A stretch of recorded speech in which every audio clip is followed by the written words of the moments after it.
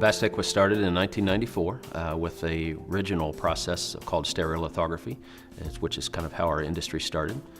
We started in doing prototyping, heavily automotive at the time, and grew the company through multiple technologies up to what we have today. And as of today, we're using stereolithography, selective laser sintering, multi-jet printing, and direct metal laser sintering for processes for additive manufacturing, and have grown into a much larger organization than we were in the early days, serving multiple types of customers.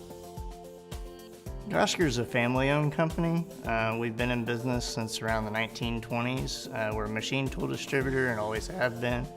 Our primary focus is building partnerships with our customers in the local manufacturing and helping them design solutions for their products. Well, historically, manufacturing has been centered on the subtractive process, at least in the metalworking field. And essentially what that means is that you're taking a piece of metal and you're cutting it into the shape, or grinding it, or drilling it, or doing whatever is necessary to create the part. With additive manufacturing, you're actually bringing material into the process and layering it in such a way that you create a part or a feature on a part. Subtractive manufacturing is when we start with a base product or a base material, and then we cut that material down to manufacture a part. Some of the issues or the problems with that is we're taking that material that we paid for, that we invested in, and we're throwing it away basically, or in today's world it gets recycled. The advantages of that are that it's great for high volume, high production, very repeatable, high accuracy parts. Subtractive manufacturing does very well at typically more basic types of geometries and higher volume applications, but it is not good at the applications of just doing one or two of a complex geometry. The requirements to do that are very high, so that's where the benefit of additive would come in. So our clients have started to take to consideration additive manufacturing, primarily as a substitute for their current subtractive manufacturing, in that they can keep their subtractive manufacturing machines running parts and making the products that they need, while they can use additive to support their subtractive manufacturing. Benefit of additive manufacturing compared to traditional is typically going to be on the lower volume side in very complex geometries.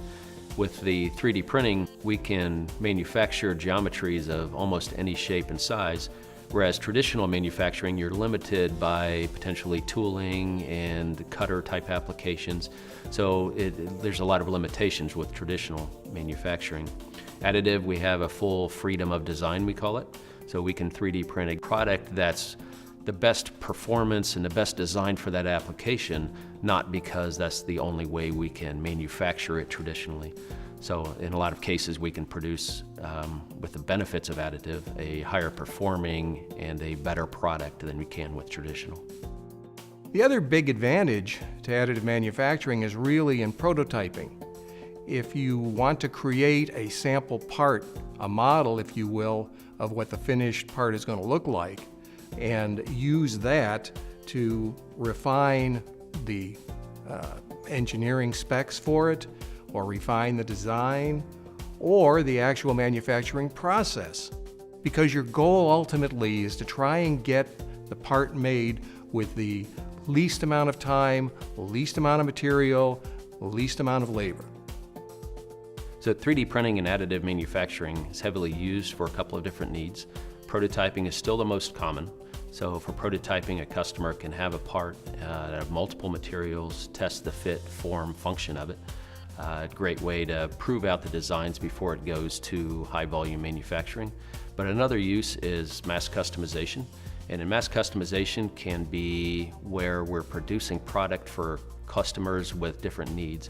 So for example, the medical industry has knee joints, hip joints is very common nowadays, to where additive manufacturing of metals produce the actual hip cups that customer A has got a different design than customer B, so they are literally designed for each specific application.